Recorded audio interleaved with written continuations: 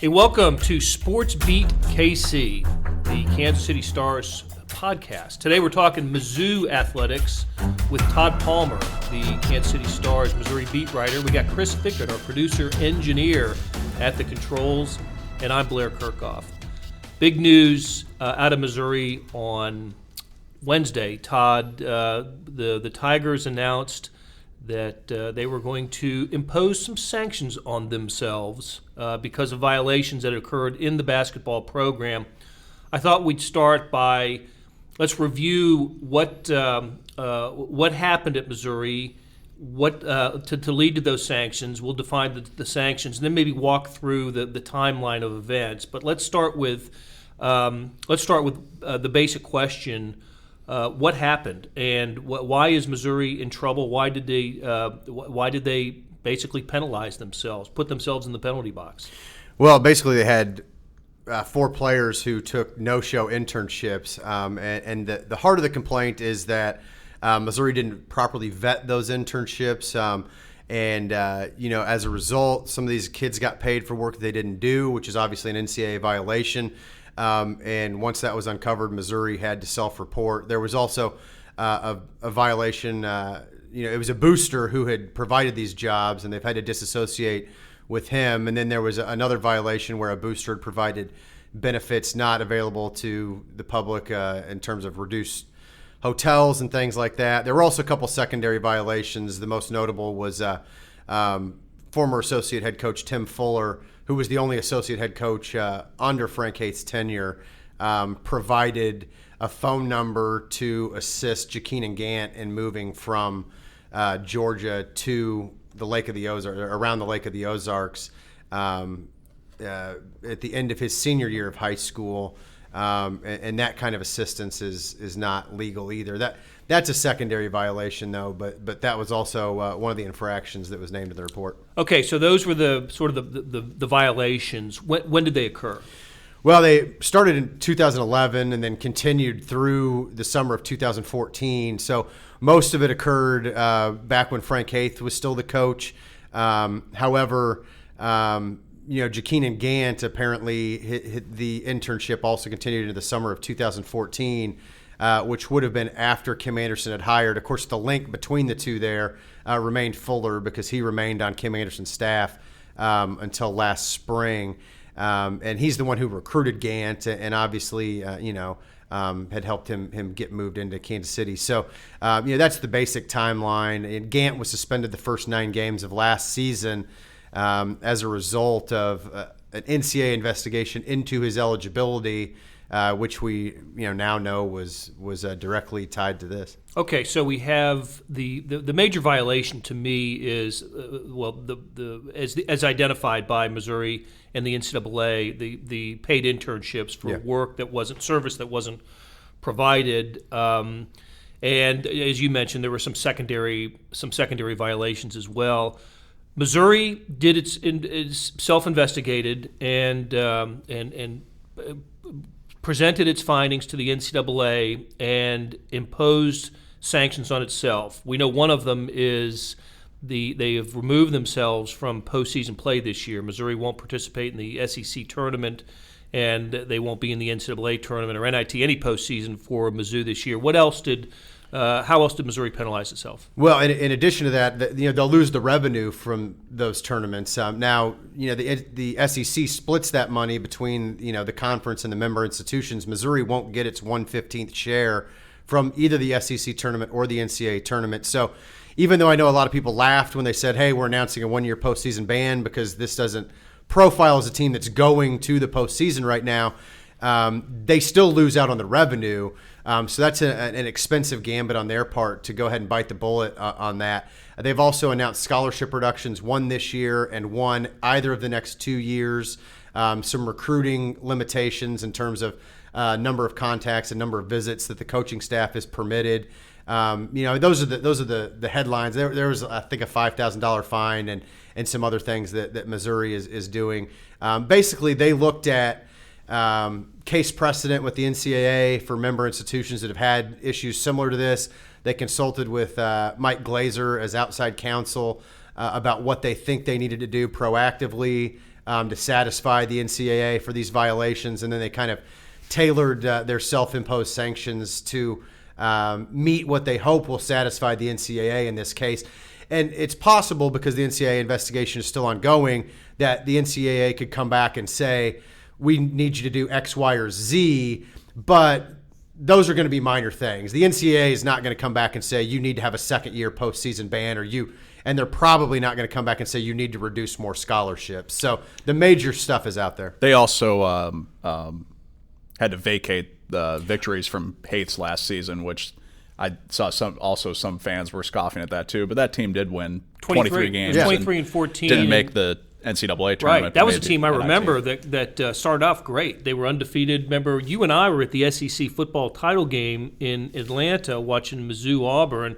And that afternoon, we had lunch and watched Missouri beat UCLA in basketball at Mizzou Arena to continue what was a great start for that Missouri team that had Jabari Brown and Ernest Ross and Jordan Clarkson. And so it looked like a team that was heading to the NCAA. They went 9-9 in SEC play. They stubbed their toe against Illinois in that bragging rights game, and then kind of stumbled their way through conference play. So. But that's the team actually in question here. Yes. That's because of and Chris is right. They have to vacate their 23 victories. So, do you have a sense of what Missouri did was penalize itself and presented the findings to the NCAA, and basically it would now await a word from NCAA whether it was enough. Is it enough? Do you have a sense of whether Missouri believes that they've penalized themselves enough here? I think they feel like they have. And look, they negotiated pretty hard with the NCAA to release the information that they did. I've been told that the NCAA wanted them to announce they were under investigation, announce the sanctions, but did not want them to detail any of the actual violations. And that's why it came out kind of in a redacted form, where Missouri didn't name the players or the boosters. Those names are going to come out in the NCAA investigation. And it's believed that the three players, other than Jaquin and Gant, that were involved were Jabari Brown, Jordan Clarkson, and Tony Criswell, who were all transfers under Haith. I think Missouri feels like they've done what they need to. And the decision basically came down to this. By announcing now, they can go ahead and bite the bullet, take the postseason ban this year, take the scholarship reduction this year when they've already got a scholarship open. And so then they can go tell the future recruiting classes, look, hey, we're not going to face any more postseason bans. We're not going to have any more scholarship reductions aside from the one in one of the next 2 years. So they can tell recruits, look, we're okay. You don't have to worry. You're going to get to go to the postseason, which is something that Kim had already reached out to the parents of the players they signed in November. But that also helps recruiting moving forward, that kids that might be looking to sign won't have to worry about whether they'll get to play in the postseason. And this is a typical, we're in a typical situation here with NCAA and violations, and that the infractions occurred at a time and under a regime that's no longer there. So it's the current, coaches, the coaching staff and players and future recruits that are impacted by penalties. There are some, obviously some current Mizzou Tigers that, this team will not get to. Will not get to play in the postseason. I thought the most poignant quote came from Ryan Rosberg, who was, the senior on this team, who's been through a lot at Mizzou. And Understatement. What did Ryan said?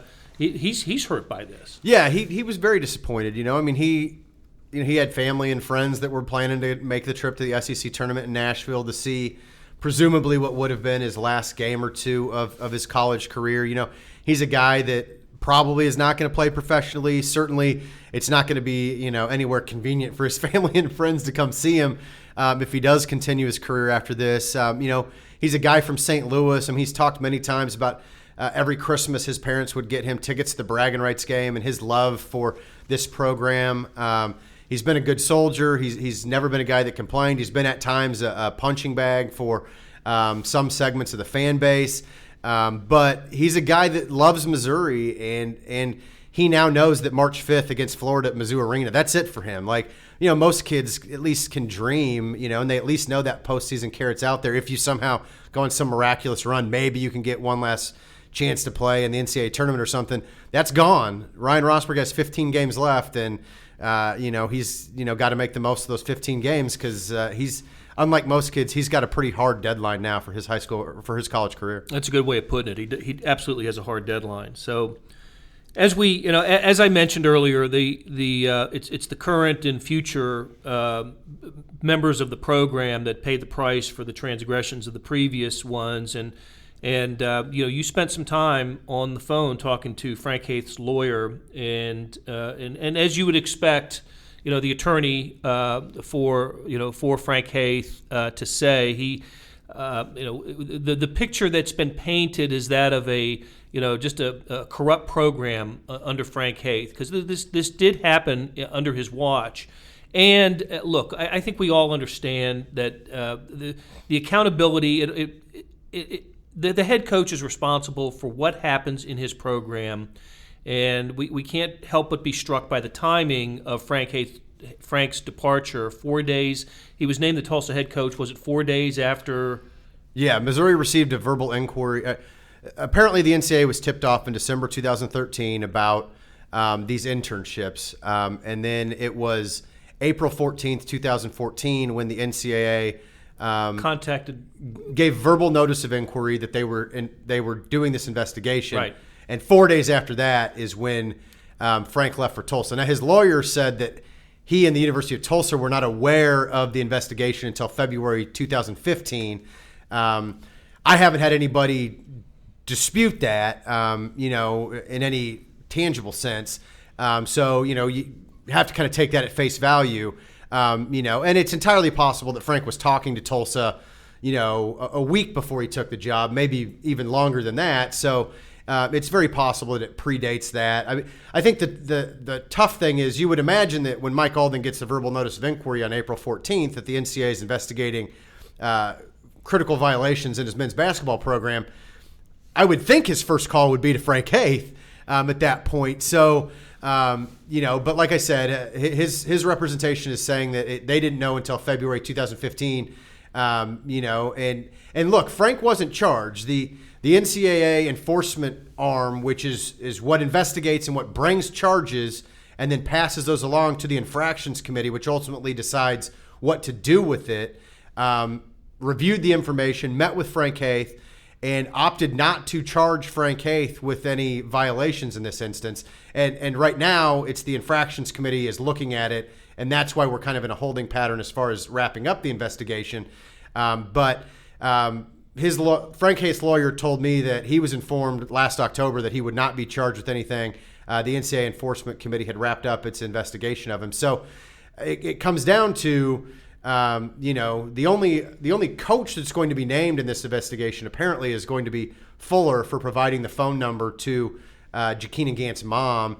And then obviously you've got some boosters involved. But the buck stops with the head coach. And that's where, when you look at what happened with Frank Haith at the University of Miami and the circumstances under which he left that program, and then when you look at now a similar situation, not nearly as bad as Miami, let's be clear about that, but similar situation with some violations in the program as he exits Missouri, you can see a pattern established there. And so I think it's fair to criticize Frank for some of that, because he ultimately is responsible for what goes on in his program. Right. If he knew and covered it up, that's obviously a terrible thing. If he didn't know, if his charge to Fuller was go get this done and don't let me know about it, don't tell me, well, then that's irresponsible. That's unethical as well. too. Yeah. Unethical. In the Miami case, Haith was found to have failure to monitor by the NCAA and served a five-game suspension. Yeah, he missed the first five. And Fuller actually stood in as coach and went 5-0 in those. He did. And in the information Missouri released yesterday, there was a failure. Was it?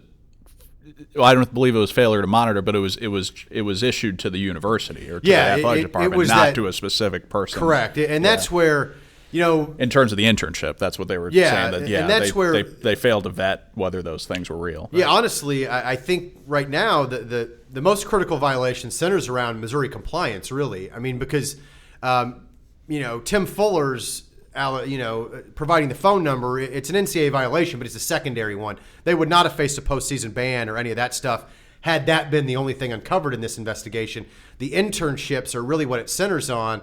And so the crux of the NCAA charge is that Missouri's compliance department was negligent in monitoring that internship program. And so I understand why Frank Haith's attorney, obviously he's going to stick up for his client, but I do understand why he was unhappy that Frank kind of became the center of this firestorm, and so much of the ire was directed at him from the fans, when really the NCAA is saying that it was Missouri compliance that didn't do its job. Now, you could argue that Missouri compliance shouldn't have had to do its job if Frank had done his, but I mean, ultimately, they're kind of, the NCAA is kind of laying this at the feet of Missouri's compliance department, in terms of ultimately the sanctions that they're facing. I'll agree with that. How does a university, an athletic department, not know, or not have a fuller understanding of the internships of some of its higher profile athletes? That's, I've had some experience with this, and the school that I guess most familiar with in my particular case, knew everything about summer the summer activities of the athletes, knew where they worked, how much money they made. They had to fill in timesheets about where they when and where they worked, and that's stunning to me that especially for high profile athletes that Missouri or any major Power 5 conference school would not know more about this than what Missouri knew. Yeah, it was 6-8 years ago. Oklahoma football had a similar scandal. Yeah, and that Oklahoma didn't discover. That was discovered. Remember, that was Rhett Bomar, the quarterback, who ended up having to.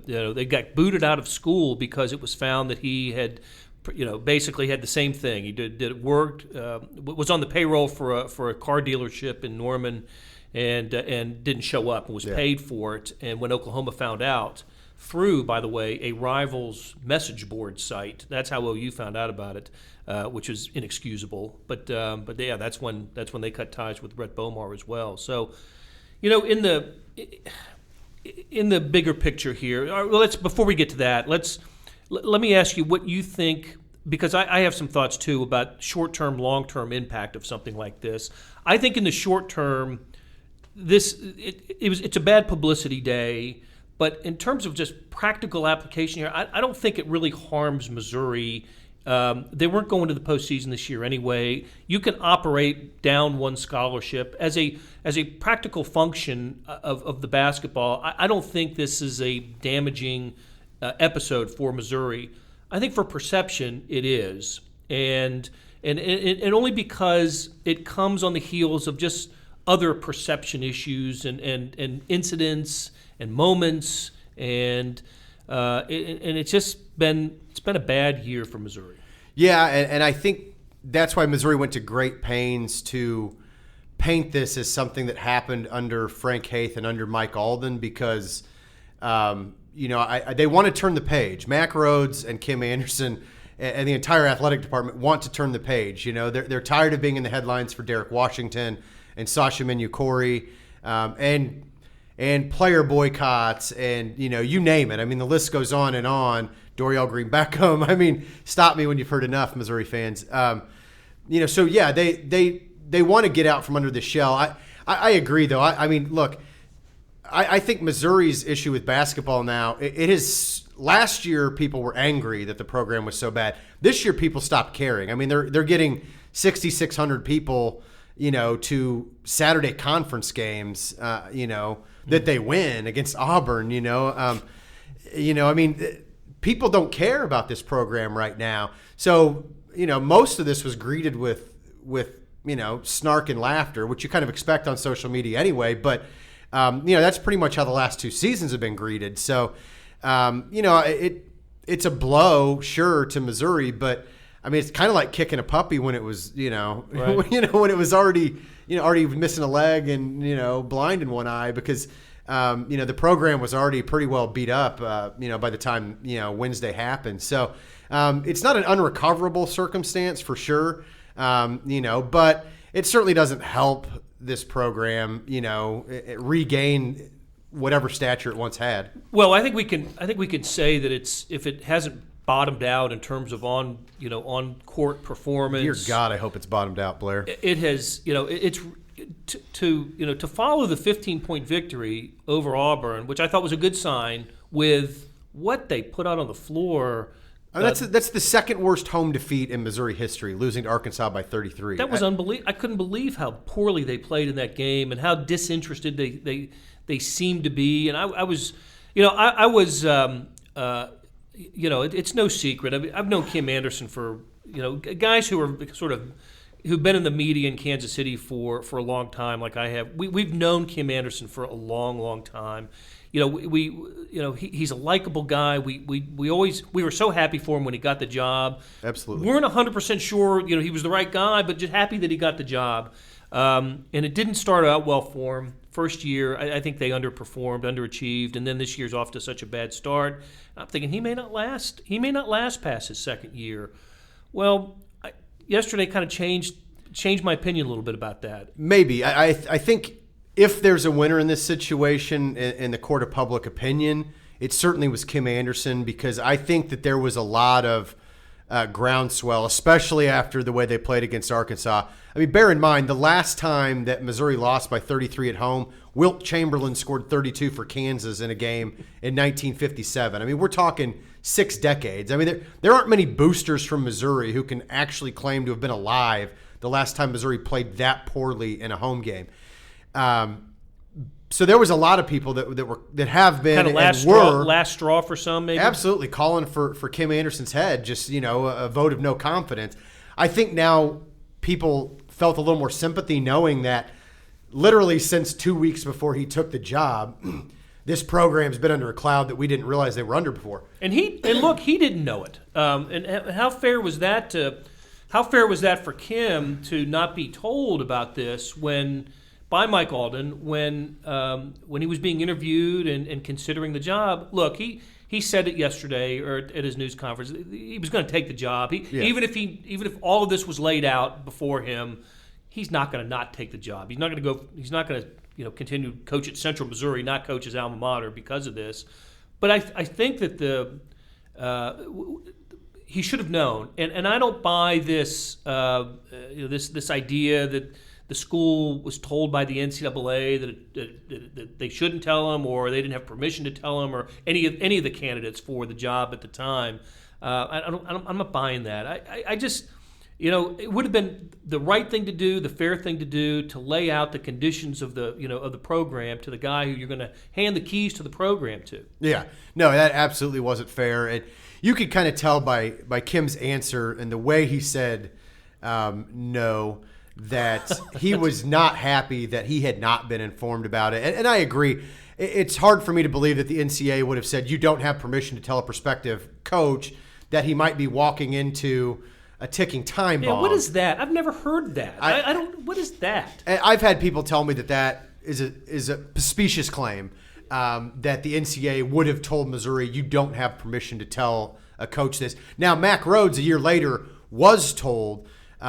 When he was interviewing for the job, he wasn't privy to the details, but he was made aware that the men's basketball program was under investigation when he was weighing whether or not to take the job.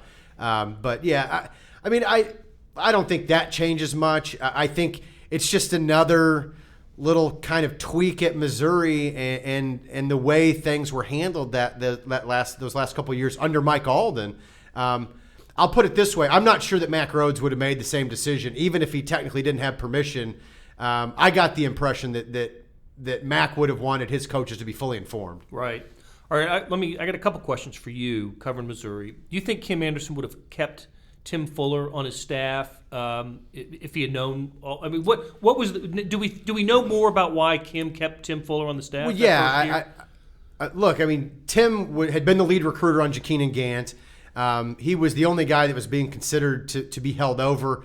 And at the time, the thinking was that holding on to Jakeenan Gant and Naaman Wright, who, of course, had the option to ask out of their national letter of intent that they had signed in November after Frank left, there was a thinking that holding on to those two kids was going to be important for Kim. Now, as it turned out, neither one of those guys has been nearly the impact player you thought or hoped they might be. But I think there was a lot of pressure from boosters and maybe even from within the athletic department for Kim to hang on to Tim, not only because of the recruiting aspect, not only because he had some familiarity with the program, but also because when you look at the way Tim's staff was constructed, keep bringing Brad Luce with them and bringing Rob Fulford on, they didn't have anybody with Division I experience other than Tim Fuller on that first-year staff, and that was important. I mean, you can make a case that the staff. I mean, they've added Steve Shields this year, who had some Division I experience at I believe Arkansas Little Rock. But you can make a case that that's been one of the deficiencies the last couple of years of the Kim Anderson era, is that he and his staff, they didn't have a guy, that was familiar with Division I basketball, and so they were kind of treading water and maybe in over their heads a little bit, right. Because of that, so. Yeah, I mean, I think that's some of the reason that he was kept over. I don't want to say he was forced down Kim Anderson's throat, but I think it was strongly suggested that Tim Fuller be retained. So. Okay, we know Fuller now is at he's at Harris Stowe, which is an NAIA school in St. Louis, working. I think when he got the job, it was described as assistant to the athletic director or something like that, helping special consultant to the president. I can't remember the exact job title. So, but he's no longer associated with Mizzou, and we'll see whether if he decides to get back into Division I basketball or not, or if the violations follow him back into coaching, if that's where he decides to go. Missouri basketball over the last, let's just say since Norm Stewart was when it was strongly suggested to Norm Stewart that he retire after the '99 season, has been almost 2 decades worth of a lot of news. A couple of really great seasons, highlight-type seasons, fantastic seasons, a couple of Elite Eights, and then the Frank Haith first team, that 30-5 team that won the Big 12 tournament its last year in the league. But it's also had its share of just awkward and are you referring to the Quinn Snyder situation? Oh, there were Ricky Clemens or Paige Arena, or there have just been so many, and then not even ones that skirted the rules. Just things like negotiating with Mike Anderson after every seemingly after every season, and then the Matt Painter interview and that blew up in Missouri's face. So I guess it's a long way of me saying there was one athletic director who was who oversaw all of that, and we've touched on Mike Alden a little bit earlier. I give Mike Alden all sorts of credit for shepherding a football program that went to great heights in the Big 12, and then in the SEC to win 2 division championships in the first 3 years in the SEC is phenomenal. Taking care of Gary Pinkel, recognizing Gary Pinkel as a terrific coach and extending him. But Mike's basketball record, not so much. Like I said, there have been some great seasons for Missouri, and I think what saddens me about the whole thing is, as long as I've been in Kansas City, I mean, I know that men's basketball means a lot to Missouri. It's been historically strong, even though they don't have a Final Four appearance. It's been important to Missouri. We've all been over to the Hearn Center when that place was rocking, and even the early years of Mizzou Arena, Kansas games, and everything. And what's the comment to be made about Missouri's troubled basketball past 2 decades? And the comment I think is to Mike Alden. What can we say about Mizzou basketball? Well, it's a mess. It's a general. I know it's a general question. It's a mess, and it's been at times an embarrassment. And like I said earlier, I think what has to be most alarming is you talk about the Norm Stewart years, and when you mention Anthony Peeler or Derek Chivas or guys like that, Missouri fans still light up to this day. Kelly Thames. Yeah, I love that team. I mean, you mentioned that era, and guys light up. I mean, people remember Melvin Booker fondly. I mean, when he came back, when they had, even when he was there when Devin Booker was playing a couple years ago with Kentucky, he was received warmly. I mean, that team that went undefeated in I think it was last year, the Big 8, when they honored them at the return to the Hearns a couple years ago. tremendous atmosphere, lots of love.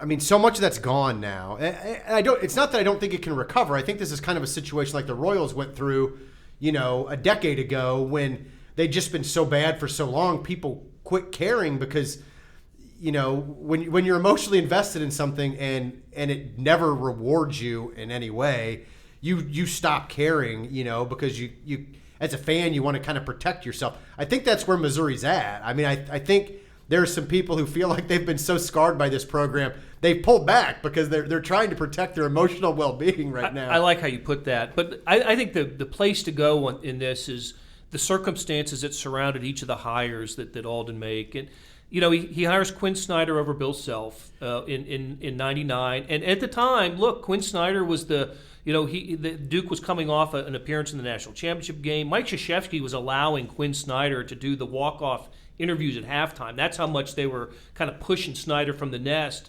And Bill Self it was his second year at Tulsa. He didn't even have his 30-5 year, Elite 8 year at Tulsa. So that decision made sense at the time. Yeah, and look, I mean, to a degree, it's been vindicated by the fact that Quinn's now coaching in the NBA. I mean, the guy can coach. He clearly is a good coach.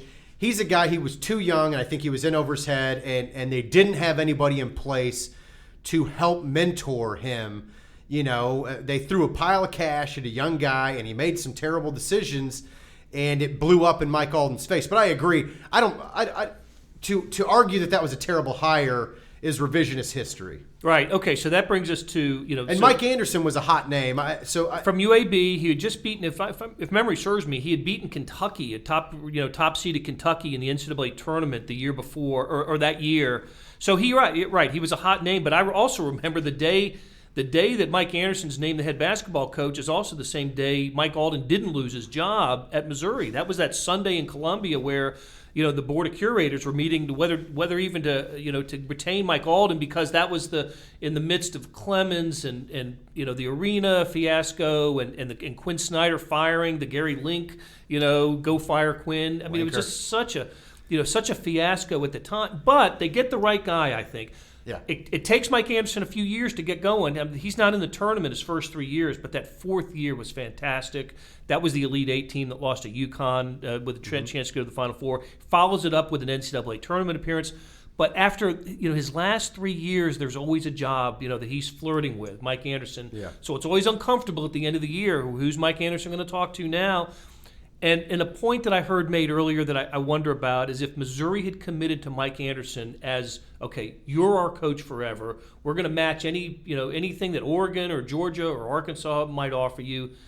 If they had identified him as their coach forever, maybe none of this happens. But maybe Arkansas was the one job that Mike Anderson wanted. Yeah, really wanted. Look, I mean, you can make a very strong case that Mike Anderson is the second best coach in Missouri history. I mean, Norm Stewart's obviously number one, and I think always will be. But I think Mike Anderson's probably number two on that list. And you're right. I think if he was going to go anywhere, it was going to be Arkansas. But that relationship just got too strained, and that's another. I mean, that happened at times under Alden. I mean, even when you think about Gary Pinkel, I mean, he was pretty unhappy after they won the SEC, the first SEC East title, with how much he had to fight and claw to get more money for his assistants and things like. There was some strain there too at times, even as fondly as that era of Missouri football is remembered. So. Look, and then when you talk about what happened with Matt Painter and really having no backup plan. Right. Well, that brings us to the next hire. Mike Anderson leaves, and so now they put their eggs in the Matt Painter basket. The Purdue coach who had basically had kind of told people he's interested in the Missouri job. And my sense was, I don't remember what your memory is, but my sense was Painter was really, open to the idea of coaching Missouri. He wanted to be able to go back to the interview happened, I think, in Florida for whatever, I think Orlando or something. He wanted to go back and tell his team or his boss that he's seriously considering the Missouri job. But word got out that he was talking to Missouri, and that kind of spooked him off of it. Matt Painter stays at Purdue, and Missouri doesn't have a great backup plan. There's no good number two, and that's how You end up with Frank Haith. Frank Haith, who was in trouble at Miami at the time, who had 20 games under 500 in ACC games in his in his Miami tenure, had been to one NCAA tournament in 6 years. I just remember that press conference. People were angry at the press conference. I thought Haith did a good job of kind of soothing the anger a little bit, but people were angry that they had hired Frank Haith. Yeah, I mean, I remember that was the one where I think the reaction was, "What? Are you kidding me?"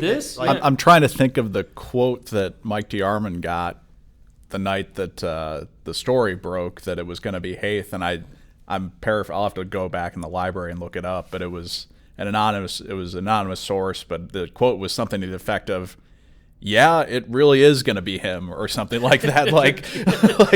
Yes, I know what you're talking about. Like Frank Haith. Yes, it really is going to be Frank Haith. Yeah. So, and then they have the glorious first season. Yeah, with he's Frank National Haith. Coach of the Year. It's the Dedmon, Dixon, English. It was a great team with a great run, and they cap it by beating Baylor in the at Sprint Center for the Big 12 championship that year. The SEC chants break out. I remember it was I think Kim goes out on the Grand Avenue wearing an SEC T-shirt. Anyway, it was a great moment. Right up until Norfolk State. Right, that's right. And then a week later in Omaha, that happened. But you're right, and I think like he and Haith and Self kind of split the National Coach of the Year awards that year. They go back to the NCAA tournament in 2013 because Pressey takes over, becomes the sort of the go-to guy on that team.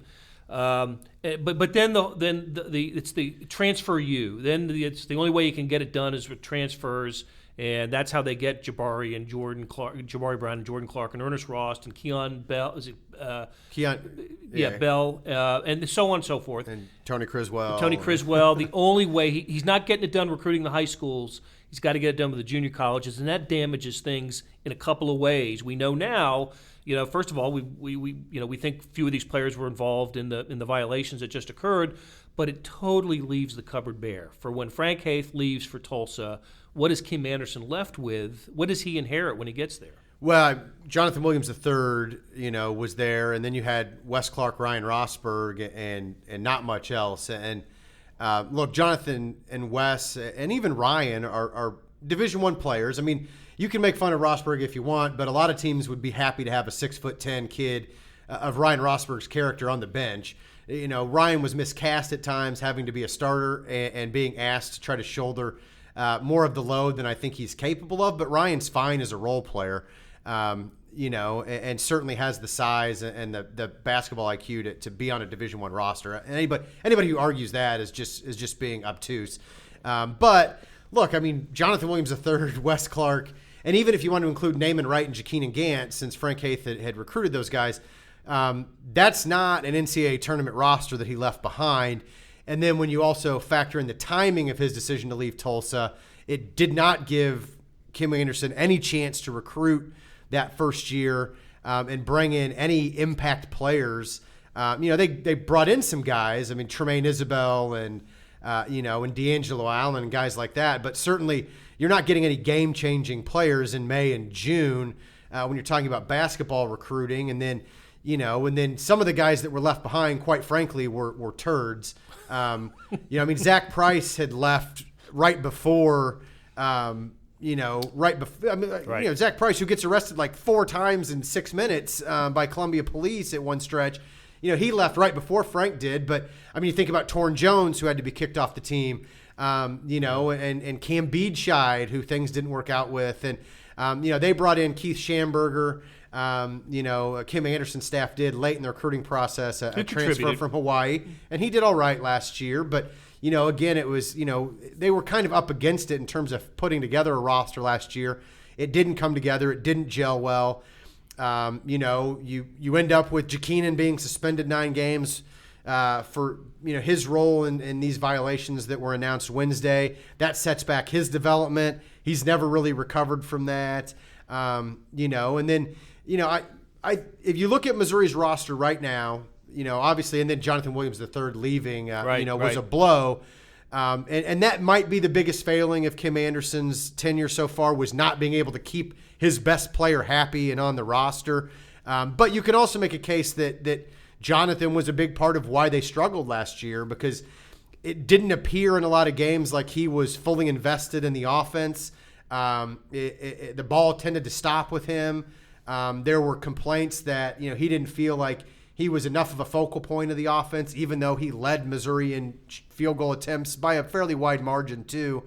So he was unhappy, and obviously you don't want to lose your most talented player, but I don't know that. I mean, this team's not 13-3 magically if Jonathan Williams III is on it this year. They're better, but they're still not a tournament team this year, even with J3. So if you look at the roster right now, I mean, Wes Clark is one of the better players on the team, but the other guys that I think you would say are the best players on this team are Kevin Puryear, KJ Walton, and Terrence Phillips. Yep. And those are 3 of the 4 freshmen that were brought in this year. And I think one of the other guys that's pushing into that group right now might be Russell Woods, who's another guy that he's a JUCO transfer, but he's another guy that Kim Anderson brought in. So aside from Wes Clark, most of the talent on this roster was brought there by Kim Anderson. Well, and that as we wind this down, that's I think the going forward. I said a lot earlier in this that I don't think the short-term impact is going to damage Missouri much at all. It's what happens next year, year after year after.